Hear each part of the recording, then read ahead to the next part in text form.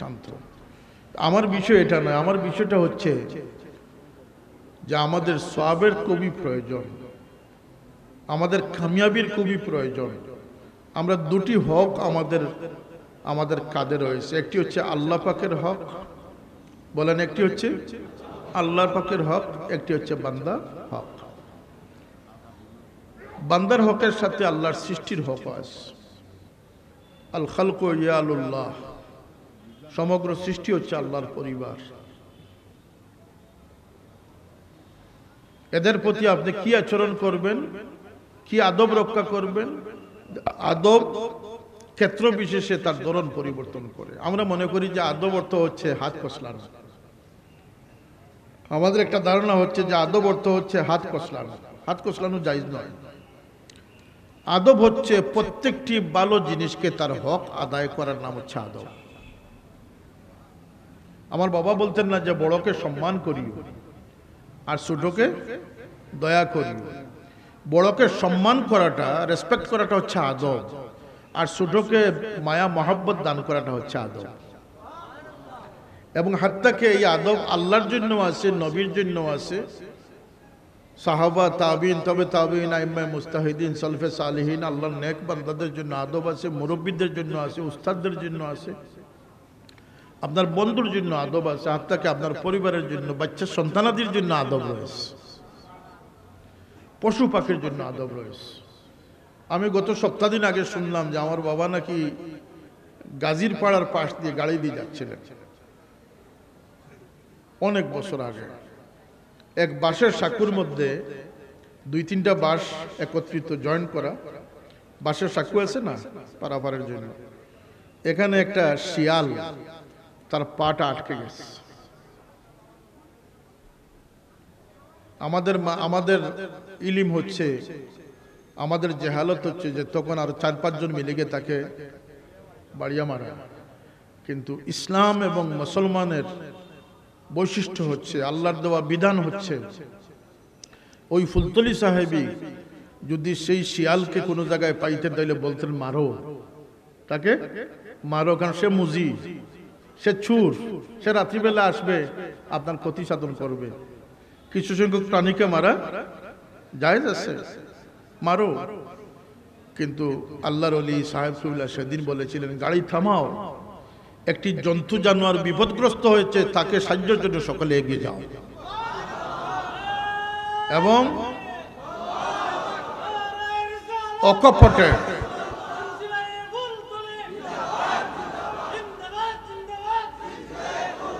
অকপটে তাকে এই বিপদ থেকে উদ্ধার করে দেওয়া।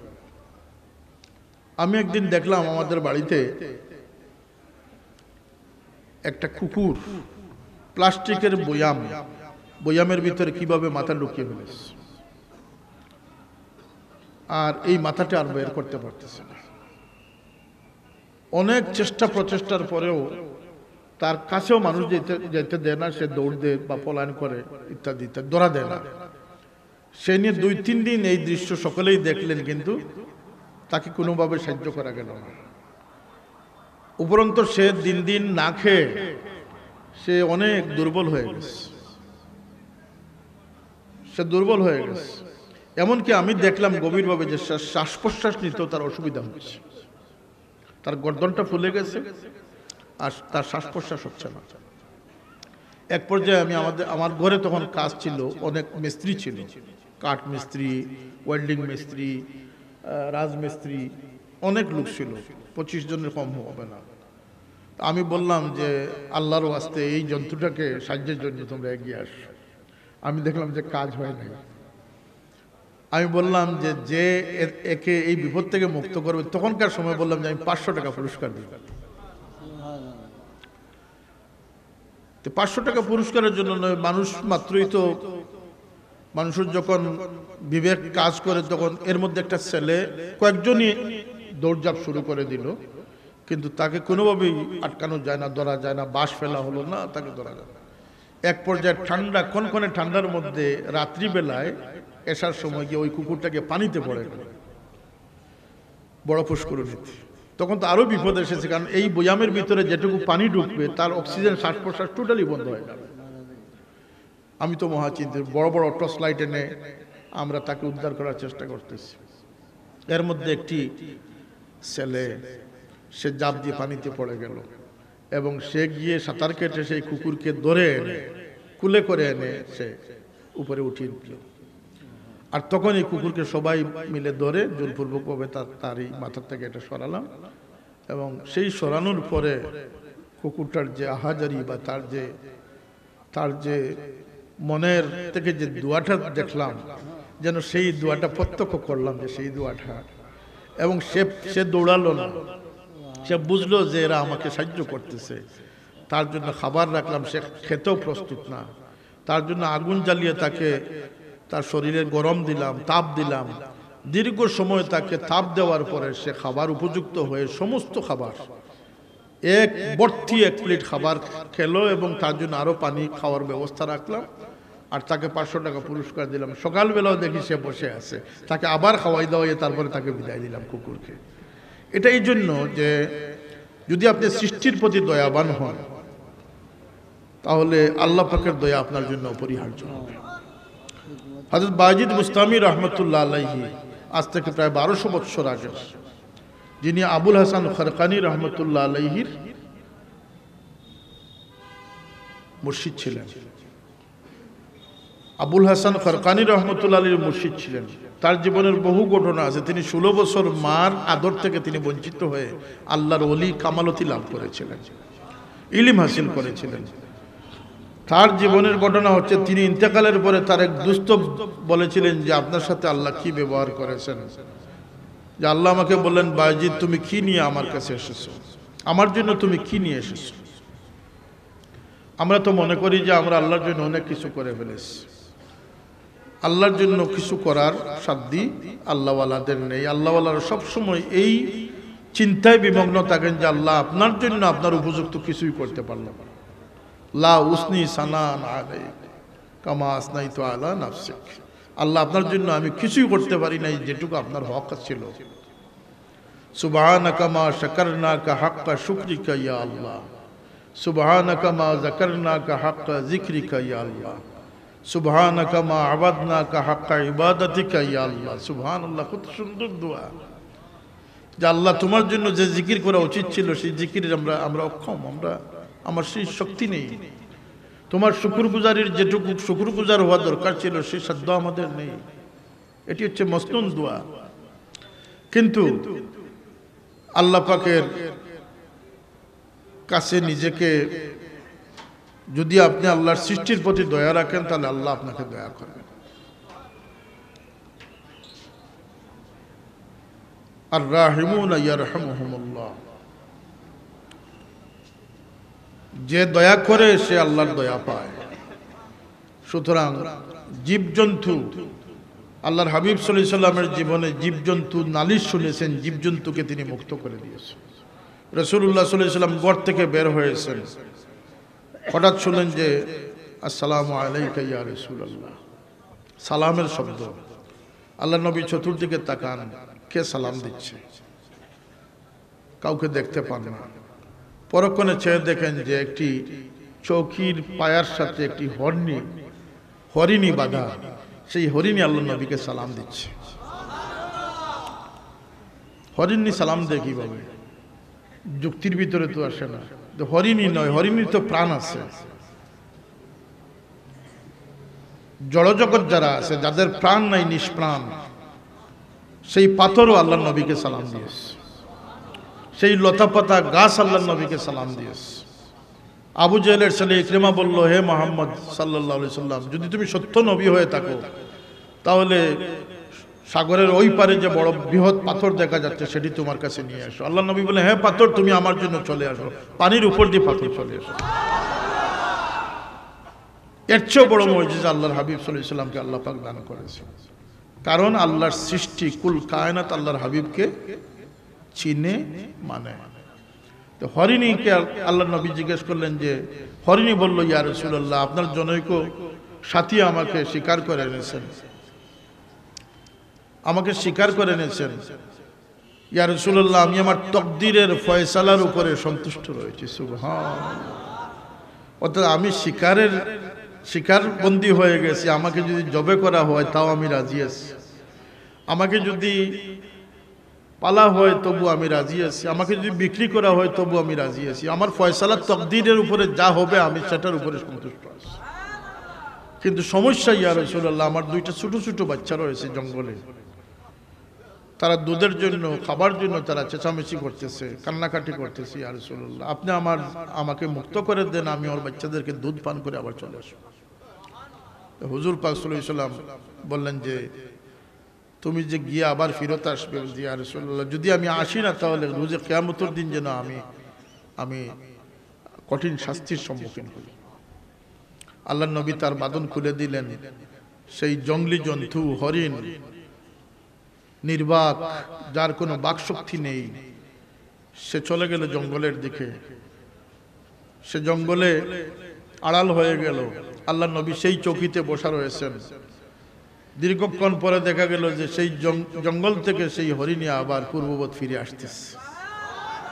আল্লাহ নবী সামনে এসে উপস্থিত হলো। আল্লাহ নবী আবার তাকে আগের মতো রশি দিয়ে বেঁধে অপেক্ষা করলেন। কিছুক্ষণ পরে জনৈক সাহাবী আসলেন। আল্লাহ নবী বললেন যে হে ফুলান, তুমি যদি এই শিকার হরিণটাকে আমাকে তুমি হাদিয়া করে দাও, দান করে দাও, তাহলে সেটা আমার জন্য উত্তম হবে। তিনি বললেন ইয়া রাসূলুল্লাহ হরিণ কেন, আমার মা বাপ সহ আমি নিজেই আপনার জন্য কুরবান। রাসূল পাক বললেন যে একে ছেড়ে দাও। দেখেন মানুষের হক, এই সাহাবীর মাল যদি রাসূলুল্লাহ একেবারেই ছেড়ে দিতেন এই সাহাবী তো খুশ হইতেন। কথা বলেন, আল্লাহর নবীর তরিকা দেখেন।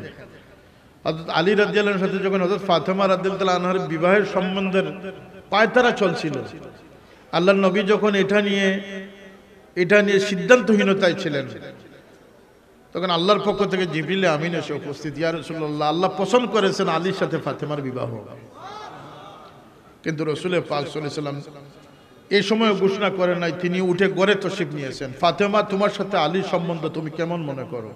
ফাতেমা যখন বলছেন ইয়া রাসূলুল্লাহ আপনার মর্জি, আমি সন্তুষ্ট আছি, তখন এসে আল্লাহ নবী সাল্লাল্লাহু আলাইহি ওয়াসাল্লাম এলান করেছেন। এটি আমাদেরকে শিক্ষণীয় শিক্ষার বিষয়। রাসূল পাক সাল্লাল্লাহু আলাইহি ওয়াসাল্লাম বললেন যে এই হরিণকে ছেড়ে দাও। সে আল্লাহ নবীকে সালাম দিতে সে জঙ্গলের দিকে চলে গেল।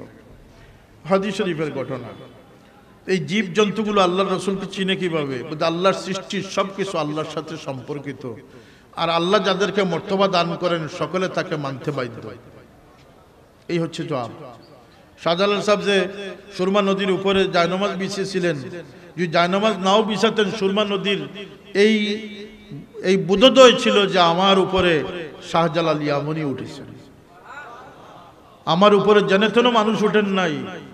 যিনি সেই ত্যাগী মানুষ, যিনি সেই কুরবান হনেওয়ালা মানুষ, যিনি তার বংশ বুনিয়াদ ছেড়ে আল্লাহর দ্বীনের জন্য তিনি তাকে কুরবান করে এসেছেন, তিনি শাহজালাল রাহমাতুল্লাহ আলাইহি আমার উপরে উঠেছেন।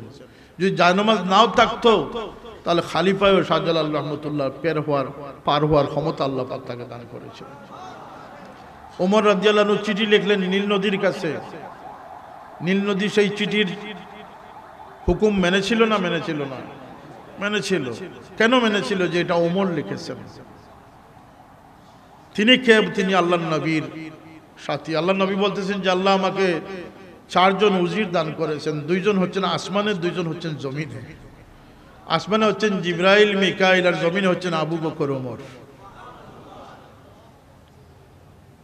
জমিনে হচ্ছেন আবু বকর ওমর। সুতরাং নীল নদীর বুঝতে বাকি ছিল না যে আল্লাহর নবীর ওজির আমাকে চিঠি দিয়েছেন। এই চিঠিকে ডিঙ্গানোর ক্ষমতা কোন নদীর নাই। শাহ মুস্তাফা রহমতুল্লাহ আলাইহি শেষ সোয়ার, বাঘের উপরে তিনি সোয়ার করেছেন। এটা নতুন কিছু নয়, যুগে যুগে বহু ওলিদের কারামত রয়েছে, ঘটনা রয়েছে যে বাঘের উপরে সোয়ার হয়েছে।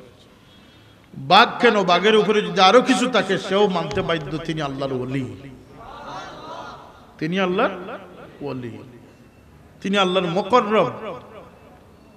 তার মধ্যে আল্লাহ দুনিয়ার রাজত্ব দিয়েছেন, দুনিয়ার বাদশাহী দিয়েছেন, সকল কিছুকে তার তাবে বানিয়েছেন। আমার বাবার জীবনের ঘটনা অনেক রয়েছে। এই সুজাউল মাদ্রাসা থেকে যখন আসতেছিলেন বড় লেখায়, গর্জিফুরি সাহেব রহমতুল্লাহ আলাইহি নিজে আমাদেরকে বলেছেন যে আমি এক গুড়ায়, সাহেব এক গুড়ায়, আর সঙ্গে প্রায় 22-23 জন 25 জন ভলান্টিয়ার কর্মী, যাদের হাতে টর্চ লাইট ছিল, রাত্রিবেলা আসতেছেন। দুই পাহাড়ের মধ্যবর্তী পথ অতিক্রমকালে সামনে সাক্ষাতে দেখা গেল যে বাঘ উপস্থিত। তরতরাইয়া আমরা কাঁপতে শুরু করলাম। আমার মনে হয়েছিল যে আমি গুড়া থেকে পড়ে যাব। বাঘ দেখলে ভয় আসে না? আসে না? তখন সাহেবকে বলা হলো যে সাহেব, সামনে একটু তাকাইয়া দেখেন সামনে কি। সোয়াতের ব্যবধানে একটি বাঘ দাঁড়িয়ে আছে, বসে আছে। বাঘ যেভাবে বসা। অর্থাৎ সাহেবকুল্লাহ বললেন যে এখান থেকে চলে যাও, আমার সাথীরা ভয় পাচ্ছে, আমার লোকজন ভয় পাচ্ছে, এখান থেকে চলে যাও। এই কথা শোনার সাথে সাথে বাঘ পাহাড়ের গুহা দিয়ে চলে গেল। তার কি মালুম ছিল যে এই কমান্ড মানতে সে বাধ্য কেন? সে আল্লাহর মখলুকের এক পর্যায়ের মখলুক হলে যিনি তাকে কমান্ড করতেছেন তিনি আল্লাহর শ্রেষ্ঠ পর্যায়ের মখলুক। এটি হচ্ছে প্রাণীকুলের আদব, আল্লাহর বন্দাদের সাথে আচরণ। এই জমিনও মানুষের সাথে আচরণ করে। এই জমিন মানুষকে কবরে যাওয়ার পরেও জমিন মানুষের জন্য কান্না করে। আসমান জমিন কাঁদতে থাকে 40 দিন পর্যন্ত। এই জমিনের এই এহসাস ক্ষমতা আল্লাহ দিয়েছেন, সাক্ষী দেওয়ার ক্ষমতা দিয়েছেন। মানুষ মসজিদে যাচ্ছে না, জুয়ার আড্ডায় যাচ্ছে। কোন ব্যক্তি উপর দিয়ে হেঁটে যাচ্ছে, তার মর্তবার মাপকাঠি কতটুকু, সেটুকু এহসাস করার ক্ষমতা জমিনেরও আছে, বাতাসেরও আছে, তুফানেরও আছে, ঝড় বৃষ্টি শিলাবৃষ্টিরও রয়েছে। এমনকি আল্লাহর সৃষ্টিজীবের সবকিছু রয়েছে। হযরত সুলাইমান আলাইহিস সালাম যখন লস্কর নিয়ে বের হলেন, কোরআনে পাকে আল্লাহ উল্লেখ করেছেন যে একটা পিপিলিকা, 1/2 সেন্টিমিটারের একটি পিপিলিকা, সে তার স্বজাতিকে ডেকে বলেছিল যে তোমরা তাড়াতাড়ি গর্তের মধ্যে ঢুকে যাও। সুলাইমান তার লস্কর নিয়ে, সুলাইমান আলাইহিস সালাম, আল্লাহর নবী সুলাইমান লস্কর নিয়ে বের হয়েছেন, তারা তোমাদেরকে পদদলিত করে ফেলবে। ওহুম লা ইয়াশউরুন, তারা ইচ্ছাকৃতভাবে করবে না, তারা নবীর সঙ্গী, তাদের এই ইলম রয়েছে, সুতরাং তারা অনিচ্ছা সত্ত্বে তোমাদেরকে মেরে ফেলবে।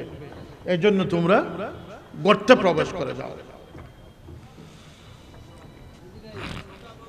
দুরূদ পড়েন সাল্লাল্লাহু আলা সাইয়্যিদিনা ওয়া মাওলানা মুহাম্মদ ওয়া আলা আলিহি ওয়া আসহাবিহি ওয়া সাল্লাম। শিক্ষার পর শিক্ষা, শিক্ষার পর শিক্ষা। আল্লাহ পাক শিক্ষার জন্য পথ উন্মুক্ত করে দিয়েছেন। চক্ষুষ্মান হলে পরে শিক্ষা সারা জীবন গ্রহণ করতে হবে।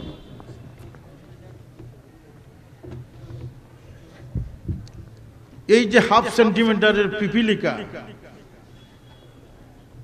সে 3 মাইল দূর থেকে তার স্বজাতিকে সে আহ্বান করলো। আল্লাহর নবী সুলাইমান আলাইহিস সালাম 3 মাইল দূর থেকে পিঁপড়ার সেই আওয়াজ শুনে তিনি মুস্কি পর্যন্ত হাসলেন।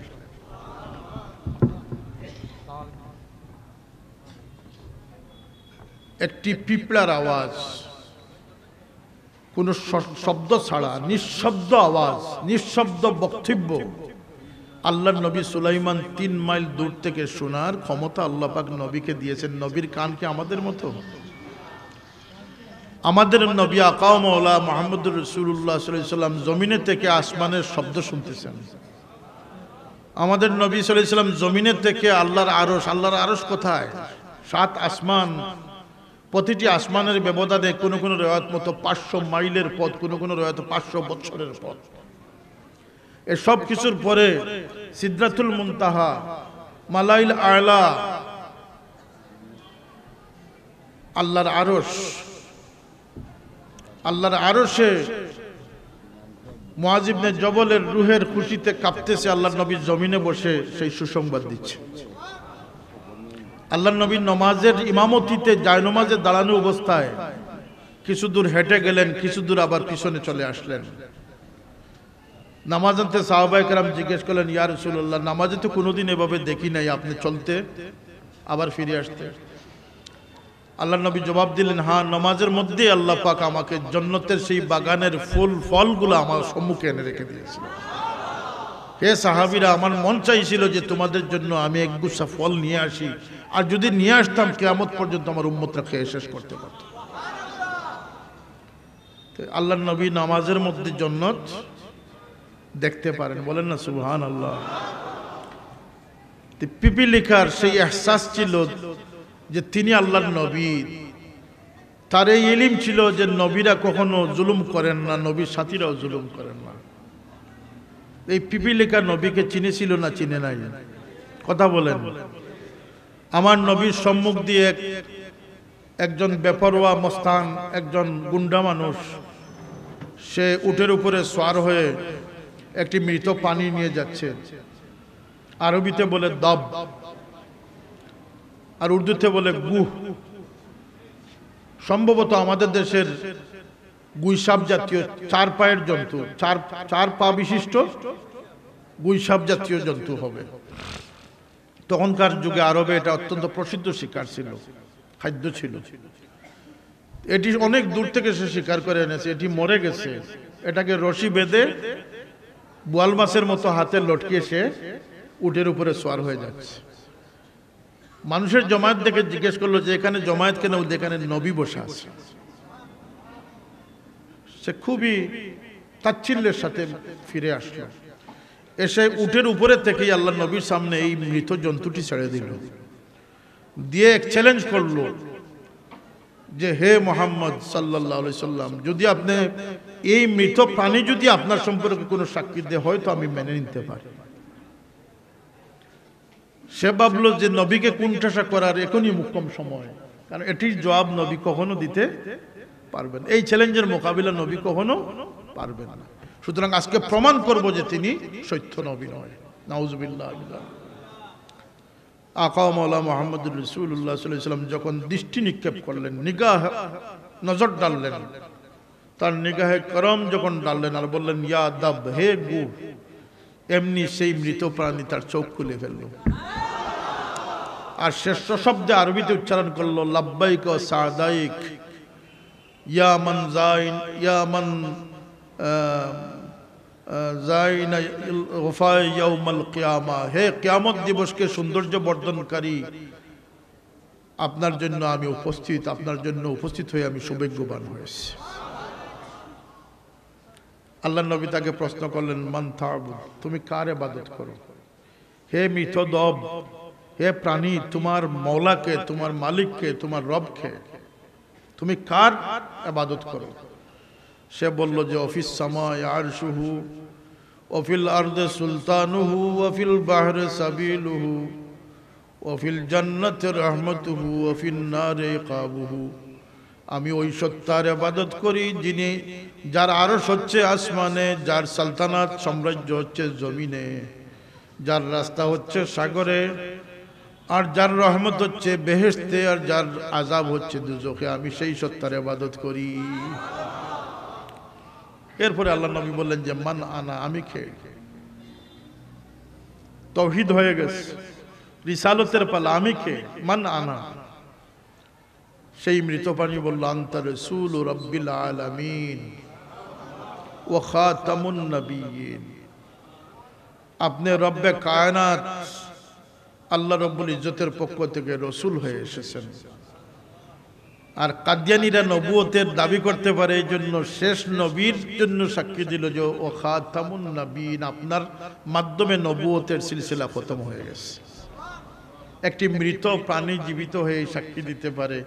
বলেন যে এটা মৃত প্রাণীর মধ্যে সিম ঢুকাই দেওয়া হয়েছে, না সকল প্রাণীকুলের মধ্যে আল্লাহর পক্ষ থেকে বন্দেগীর সিম ঢুকিয়ে দেওয়া হয়েছে? রব্বুনাল্লাযী আ'তা কুল্লা রব্বুনাল্লাযী আ'তা কুল্লা শাইইন খালকাহু সুম্মা হাদা। এই জগতের সকল প্রাণীকুলের রিজিক যেভাবে আল্লাহ দিচ্ছেন, প্রত্যেক প্রাণীকুল আল্লাহ পাককে রব মানতেছে, আল্লাহ প্রত্যেককে তার সৃষ্টির সময় তাকে প্রয়োজনীয় জ্ঞান দান করে দিয়েছে। হাঁসের বাচ্চাকে সাঁতার কাটা কোনো মানুষ শিখিয়েছে? কথা বলেন। ইঁদুর বিড়াল দেখলে পলায়ন করবে, এটা কোনো মানুষের কলেজ তাকে শিক্ষা দিয়েছে? হরিণের বাচ্চা ঘাস খাবে, বাঘের বাচ্চা গোশত খাবে, এটা কোনো স্কুল শিক্ষা দিয়েছে? কোন মানুষের পাঠশালায় তারা গিয়েছে? আল্লাহ বলতেছেন এটা আমি করে দিয়েছি। রব্বুনাল্লাযী আ'তা কুল্লা শাইইন খালকাহু সুম্মা হাদা। 21 দিনের তার বদৌলতে, 21 দিন উত্তাপ দেওয়ার কারণে মুরগের বাচ্চা কেউ বের করতে হয় না, সে নিজে থেকে খুঁটে খুঁটে বের হতে পারে। কেন বলতে সে উজুদে আসার আগে আল্লাহ পাক তাকে ইলম দান করে দিয়েছে। কিন্তু মানুষের ক্ষেত্রে সেটি নয়। লা তা'লামুনা শাইয়া, নির্বুধ, অজ্ঞ অবস্থায় মানুষ দুনিয়াতে আসে। এর এক কারণ হচ্ছে যে মানুষের পরিচয় স্থিতিশীল নয়। মানুষের পরিচয় স্থিতিশীল নয়, যেটাকে আমি উদ্দেশ্য করে আজকে আমি আয়াত পাঠ করেছিলাম, তিলাওয়াত করেছিলাম, যে মানুষের মধ্যে কোন জিনিস মানুষের মধ্যে ভেদাভেদ সৃষ্টি করে। আর মানুষ তার নেক কর্মগুলোকে সংরক্ষণ করার জন্য আল্লাহ পাক কোন ব্যাংক তাদেরকে দিয়েছেন। মানুষ তার ইবাদত করলেই হবে না, তার ইবাদতকে সংরক্ষণ করতে হবে। বনি ইসরাইলের এক কাফেলা যারা জঙ্গলবাসী হয়ে গিয়েছিল, যারা নীরবে নিবৃত্তে আল্লাহকে সন্তুষ্ট করার জন্য ইবাদতের পথ বেছে নিয়েছিল, নিছক ইবাদতের পথ বেছে নিয়েছিল, এবং জঙ্গলে গুহার মধ্যে গিয়ে আল্লাহকে সন্তুষ্ট করার জন্য ইবাদত বন্দেগীতে মশগুল ছিল। 70 বছর ইবাদত করার পরে আল্লাহ সেই সময়ের নবীকে ওহী মাধ্যম জানিয়ে দিলেন যে হে নবী, এই সমস্ত মানুষকে বলে দেন যে তাদের 70 বছরের ইবাদতকে আমি রদ করে দিয়েছি, আমি প্রত্যাহার করে দিয়েছি, আমার দরবারে এটি কবুলযোগ্য হয় নাই। কথা বুঝতে পারতেছেন? কত বছরের ইবাদত? আমাদের যদি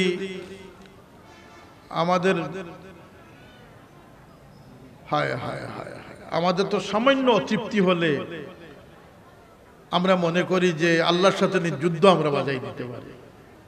শাহ মুস্তাফা সাহেবের মাজারে গিয়ে আমি সিন্নি করলাম, আমি বুটে বাস করতে পারলাম না, শাহ মুস্তাফা রহমাতুল্লাহ মাজারে গিয়ে তার সাথে যুদ্ধ ঘোষণা করে দিতে পারি।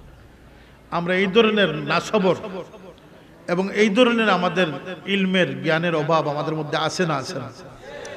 রাতারাতি হয়ে যাবে, না হইলে তার বিপক্ষে আমি অবস্থান নেব।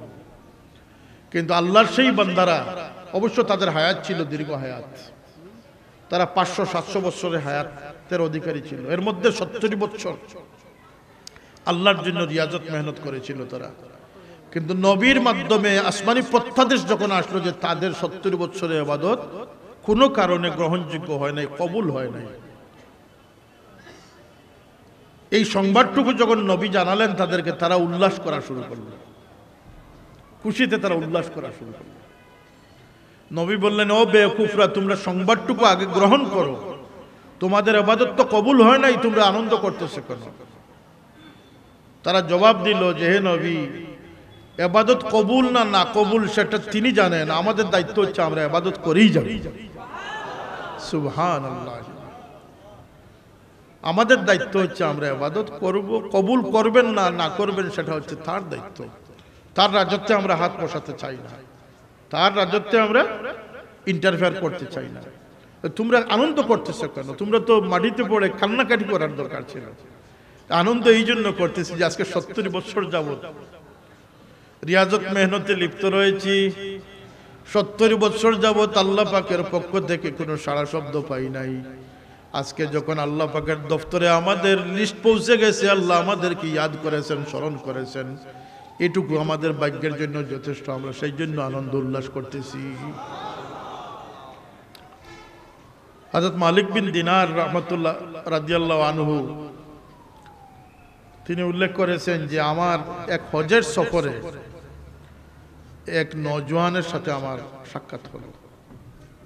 সে পায়ে হেঁটে, মানুষ কচ্ছরের উপরে, উটের উপরে সওয়ার হয়ে, ঘোড়ার উপরে সওয়ার হয়ে কাবাতুল্লাহর দিকে যাচ্ছে। মানুষ কোনো না কোনো বাহনের উপরে সওয়ার হয়ে কাবাতুল্লাহর দিকে যাচ্ছে, কিন্তু সেই নওজোয়ান পায়ে হেঁটে আল্লাহর বাড়ির দিকে যাচ্ছে এবং তার হাতে কোনো সামান নেই, কোনো ব্যাগেজ নেই।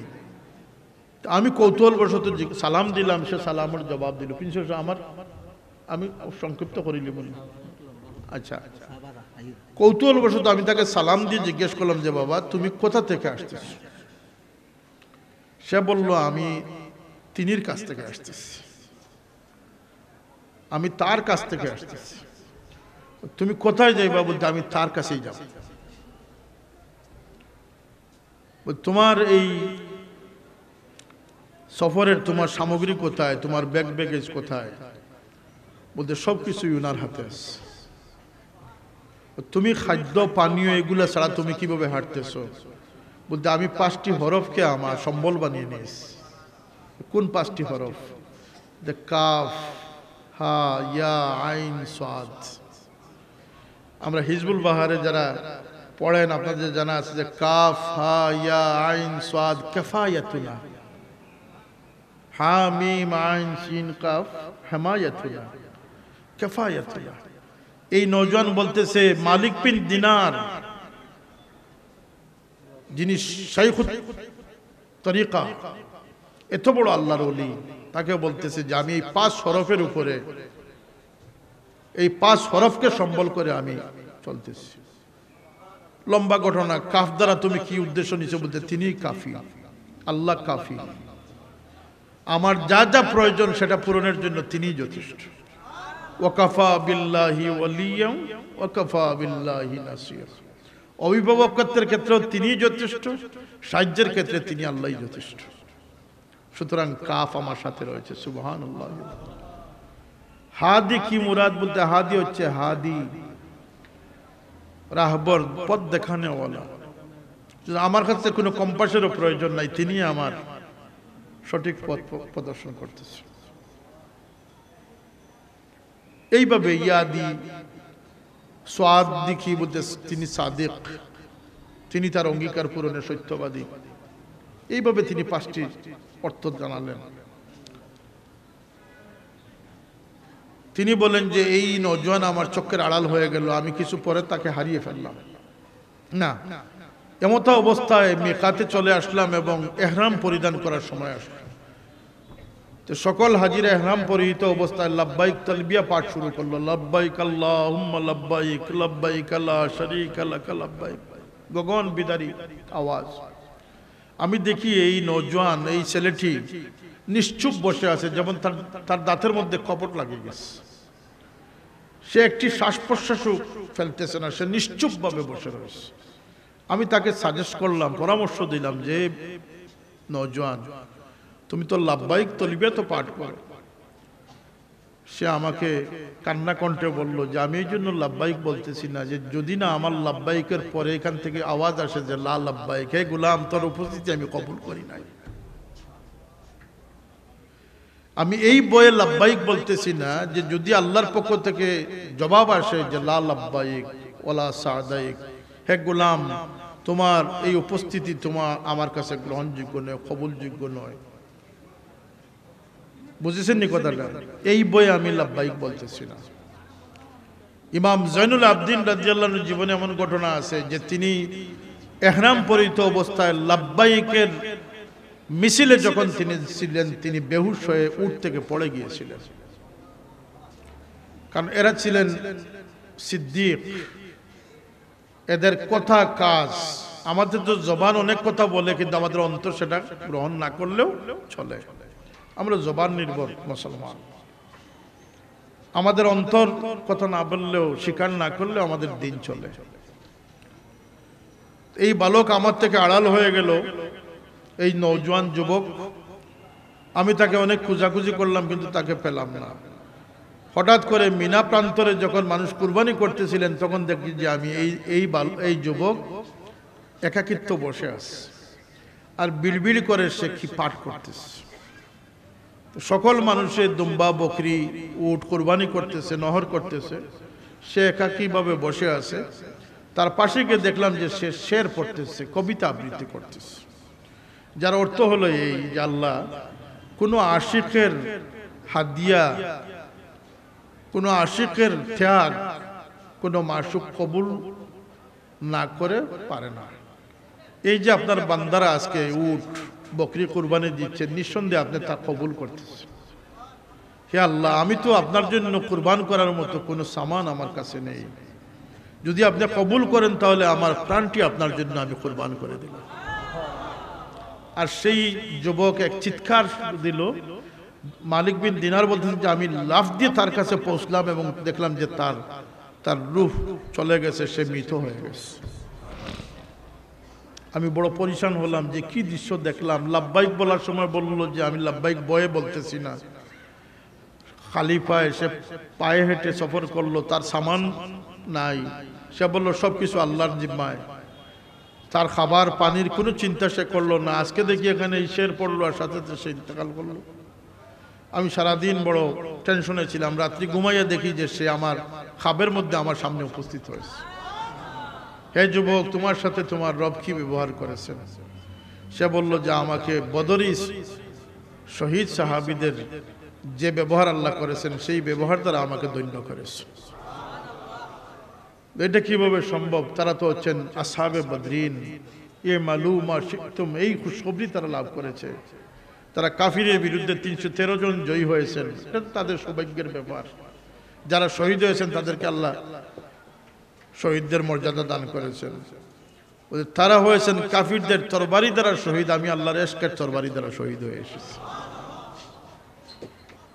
সুতরাং আল্লাহর জন্য যারা ইশক ও মহব্বত চিনে ফেলেছে তাদেরকে কোনো শক্তি দ্বারা আল্লাহর দিন থেকে না মুরতাদ বানানো সম্ভব, না নাস্তিক বানানো সম্ভব, না তাকে দিয়ে কোনো সওদা করা, ব্যবসা করা সম্ভব। কারণ সে আল্লাহ রাব্বুল ইজ্জতের কাছে তাকে সমর্পণ করে দিয়েছে। বলে হ্যাঁ